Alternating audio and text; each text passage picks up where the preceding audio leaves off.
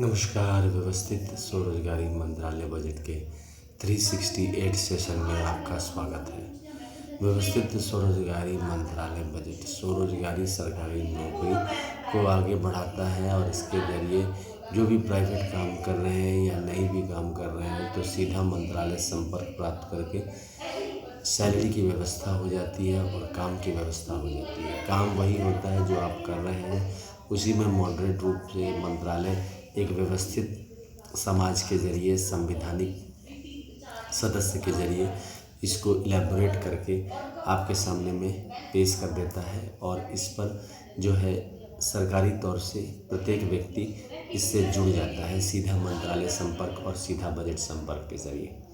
तो व्यवस्थित स्वरोजगारी मंत्रालय बजट के कुछ नियम हैं, उस नियम को दस्तखत करके हम लोग इसमें ज्वाइन करते हैं। तो सबसे पहला नियम है constitutional validity on income work fundamental right. Constitutional validity on income work educational certificate fundamental right.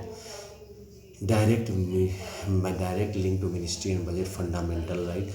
We should be preamble wise organized employed, preamble wise organized self-employed, self earning, self income, certain cash, certain fiscal credit per month showing to certain ministry office should be fundamental right. We should bring self earning, self income, certain cash, certain fiscal credit per month showing Finance Commission of India, as we are bringing Finance Commission of India every 5 years. Our constitutional life should be between 0 to 18 years and 18 to 58 years by self-earning, self-income, certain cash, certain fiscal credit per month showing. We should have 4 slab pension, 18 years, 32 years, 46 years and 58 years, and per month fiscal credit salary in organized self-employment ministry as fundamental right. And we should have the right of pension should be fundamental right. Right of pension after 14 years for self-earning, self-income, certain cash, certain fiscal credit per month showing to certain ministry office should be fundamental right. These इसके अलावा we should have employment equilibrium point 30,000 per month above and 30,000 per month below. इन सब के आधार पर हम लोग जो है व्यवस्थित स्वरोजगारी मंत्रालय बजट में प्रवेश करते हैं सीधा मंत्रालय संपर्क और सीधा बजट संपर्क के ज़रिए। और जहाँ भी घर पर है वह काम जो भी कर रहे हैं उसमें स्वरोजगारी सरकारी नौकरी लिंक हो जाती है और एजुकेशनल सर्टिफिकेट पर कैपिटल वैल्यू लग जाता है, पर डे फिजिकल क्रेडिट वेज लग जाता है, जिससे per day per month physical credit salary बन जाता है, जिस पर pension, gratuity, provident fund, dearness allowance, ministerial benefit आ जाता है।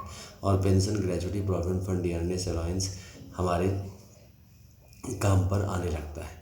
अब इसके अलावा जब हम एजुकेशनल सर्टिफिकेट प्राप्त करते जाते हैं, जितने एजुकेशनल सर्टिफिकेट प्राप्त करते हैं उस पर फिजिकल क्रेडिट सैलरी बढ़ता है और फिजिकल क्रेडिट सैलरी जैसे जैसे बढ़ता है, अगर हम 30,000 से ऊपर जाना चाहते हैं, क्योंकि ये व्यवस्थित स्वरोजगारी मंत्रालय बजट है और इसमें प्रत्येक महीना फिजिकल क्रेडिट सैलरी मिलती है, तो प्रमोशन फिक्स है 4 साल पर प्रमोशन। लेकिन अगर कोई फास्ट प्रमोशन करना चाहता है, 30,000 से ऊपर जाना चाहता है, तो उसके लिए व्यवस्था है कि पोस्ट ग्रेजुएट के 10 डिग्री लेने पड़ती है, यानी कि ग्रेजुएशन के बाद 20 साल लगते हैं 10 डिग्री प्राप्त करने में और इमीडिएटली वह 30,000 से ऊपर चला जाता है। इससे पहले वह अपने तरीके से भी जाता है, मगर उसमें क्या है कि 30,000 से ऊपर में जो व्यवस्था है उसमें हम लोग 30,000 से ऊपर जो प्रति माह कमाने वाले हैं उसमें 15% लोग सरकारी नौकरी में हैं और 15% प्राइवेट सेक्टर में।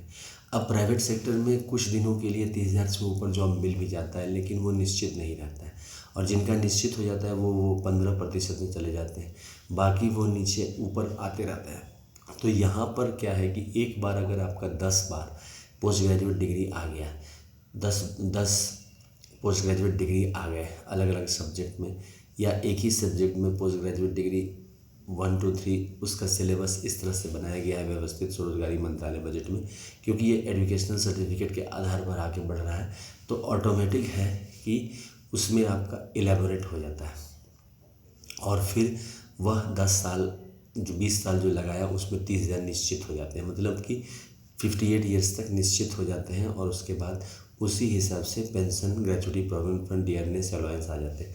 कहने का मतलब ये है कि व्यवस्थित स्वरोजगारी मंत्रालय बजट इनकम के आधार पर जो है रेगुलर इन रेगुलर व्यवस्था कर रही है। अभी तक हम लोगों के पास इनकम के आधार पर रेगुलर प्रशासनिक व्यवस्था नहीं है, इसीलिए फिस्कल क्रेडिट टेबल को लेकर हम लोग आगे बढ़ रहे हैं।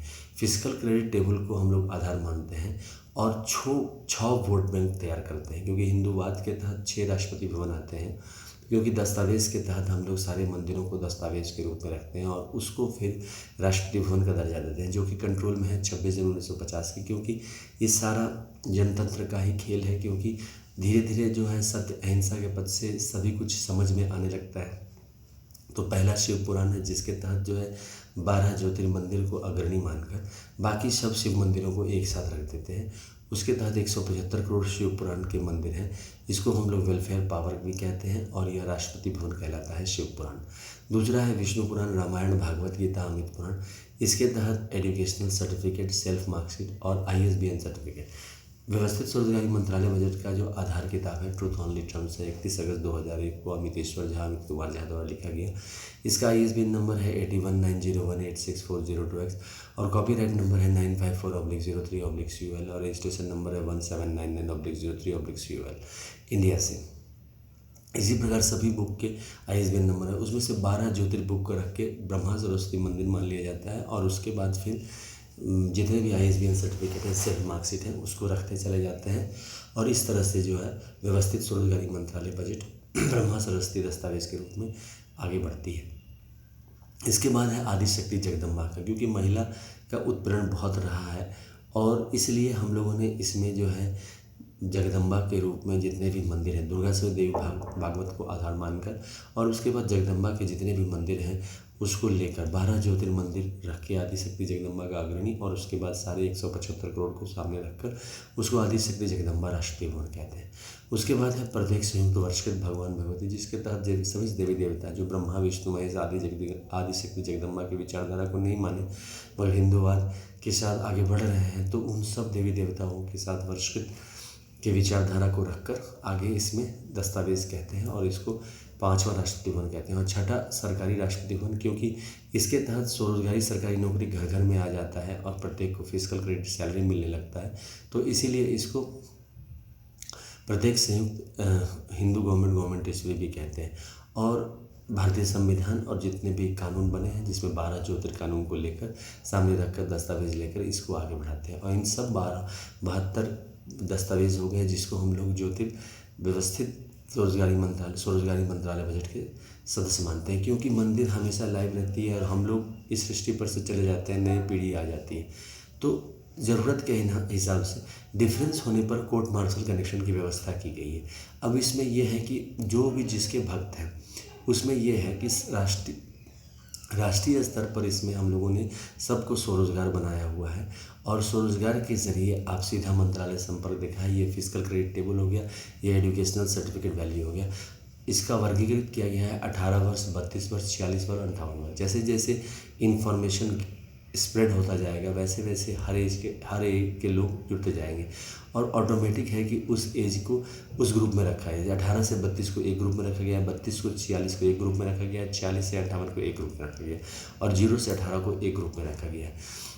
और जैसे जैसे 0 से 58 खत्म होता है 18 पर पेंशन शुरू हो जाता है, फिर 18 से 32 खत्म होता है 32 पर पेंशन शुरू हो जाता है, 32 पर 46 खत्म होता है 46 पर पेंशन शुरू हो जाता है और 46 से 58 पर खत्म होता है 58 पेंशन शुरू हो जाता है। इसके अलावा जो 18 वर्ष का पेंशन है एक ही व्यक्ति लिया वह 32 में जुड़ जाएगा, फिर 32 का 46 में जुड़ जाएगा, 46 का 58 में। इस तरह से जो है कम बजट में जो है डबल सैलरी सिस्टम की व्यवस्था की गई है। साथ साथ 95% आबादी जो है कैपिटलिस्ट की तरफ बढ़ रही है, तो इस बात को ध्यान में रखते हुए हम लोगों ने इस बात को बहुत बारीकी से व्यवस्थित स्वरोजगारी मंत्रालय बजट का प्लानिंग किया गया है ताकि जो प्राइवेट सेक्टर में काम कर रहा है करता रहे। 100% एम्प्लॉयमेंट स्वरोजगारी सरकारी नौकरी में दिया जा रहा है, तो उसके तहत फ्लेक्सिबल काम है, क्योंकि 30 दिन काम नहीं है, 31 दिन काम इसमें नहीं है, 28 दिन इसमें काम नहीं है, लेकिन जो काम है जो भी 4-5 दिन का काम है तो उसको जो है जो फीडबैक मैनेजर है वो उसको कोऑर्डिनेट कर देता है प्राइवेट सेक्टर के साथ। क्योंकि एक व्यवस्थित स्वरोजगारी मंत्रालय बजट की ऑफिस का स्ट्रेंथ 365 से ज़्यादा नहीं रखा जाता है और इसी के तहत जो है उसमें हर वर्ग के लोग आ जाते हैं, 18, 32, 46, 58 उसके हिसाब से ही बनाया गया। जैसे आबादी हो गया, मुंबई की आबादी है, दिल्ली की आबादी है, तो आबादी अगर ज़्यादा हो जाता है तो उसको एक स्ट्रेंथ 365 मैक्सिमम रखा गया है, क्योंकि 365 दिन होते हैं। और उसके बाद फिर बाकी जितने भी हुए, फिर 1 2 3 ऐसे करके एक एक उसका एक हो गया व्यवस्थित स्वरोजगारी फीडबैक मैनेजर। अब ये फीडबैक मैनेजर दो होते हैं, एक होता है केंद्रीय सरकार का, और एक होता है राज्य सरकार का, क्योंकि इसमें 50-50 भागीदारी है। क्योंकि एक स्टेट जैसे उत्तर प्रदेश है 22 करोड़ आबादी है, बिहार जैसे 18 करोड़ आबादी है, तो इस तरह से जितने भी आबादी है, अब उसको राज्य सरकार के द्वारा भी 50% जो फिजिकल क्रेडिट सैलरी मान लीजिए एक फिक्स किया मिनिमम बजट में 200-300 जो भी फिक्स किया, तो उसके तहत लगातार जीवन पर्याप्त उसको मिलेगा। अच्छा, एजुकेशनल सर्टिफिकेट के जरिए 30,000 यानी एम्प्लॉयमेंट इक्विलिब्रियम पॉइंट जो भी बना है, employment equilibrium point aggregate demand aggregate supply पर डिपेंड करता है। और ये एग्रीगेट डिमांड एग्रीगेट सप्लाई जो है हर एक साल जो है finance minister, organize self employed ministry का फाइनेंस मिनिस्टर डिक्लेयर करेगा। उसके हिसाब से इसका ऊपर नीचे किया जा सकता है ज़रूरत पड़ने पर। उसी हिसाब से 30-70 का रेशियो लोगों का रहता है, जो कि उस समय भी था। 1947 में भी जो 30 रुपये प्रति माह कमाते थे वह 30% आबादी थी, जिसमें सरकारी नौकर और 15% प्राइवेट जॉब वाले थे, और बाकी 70% जो थे वो एग्रीकल्चर एंड अदर प्रोफेशन में बिजी थे। अब इसको रेगुलराइज कर दिया गया है, क्योंकि फिजिकल क्रेडिट सैलरी के तहत, तो इस व्यवस्था को देखते हुए हम लोग इस तरह से आगे बढ़ रहे हैं ताकि स्वरोजगारी सरकारी नौकरी घर घर वास करें।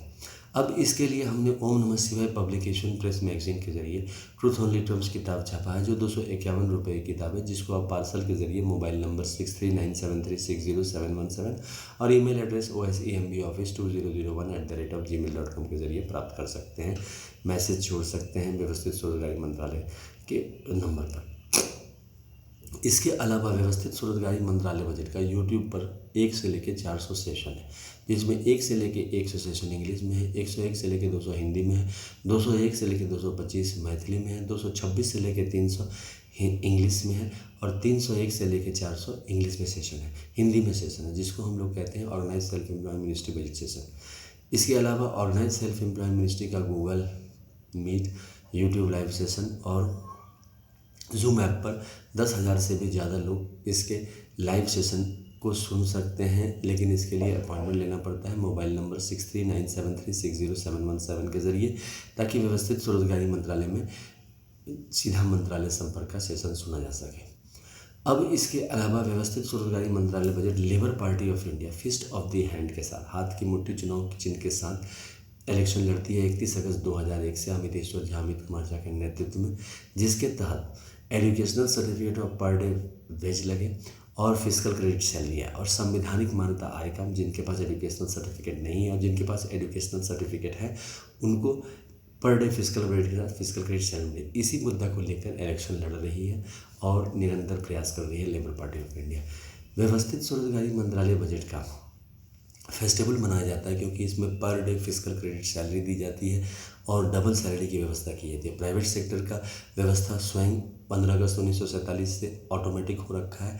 हम लोग जो है इसमें प्रत्येक नागरिक को स्वरोजगारी सरकारी नौकरी प्रोवाइड करते हैं। पैसे का प्रबंध ठीक वैसे ही किया जाता है जैसे एनुअल बजट का प्रबंध किया गया है, रेलवे बजट का किया गया है, स्टेट गवर्नमेंट एनुअल बजट का किया गया है, और इलेक्शन कमीशन का 5 साल पर इलेक्शन का कर दिया। ठीक इसी प्रकार संवैधानिक दायित्व, इसीलिए मैंने 10 से 12 कानून दिखाए जिसके तहत पैसे आ जाएंगे ट्रस्ट और फेथ जनरेट करने पर। तो इसका फेस्टिवल जो है 4 बार मनाया जाता है, 16 से 26 फरवरी, 29 अगस्त से 11 सितंबर, 28 मई से 6 जून और 28 नवंबर से 7 दिसंबर 4 बार मनाया जाता है, जिसके तहत मंत्रालय में मूर्तियां बना के पुष्पांजलि अर्पित की जाती है।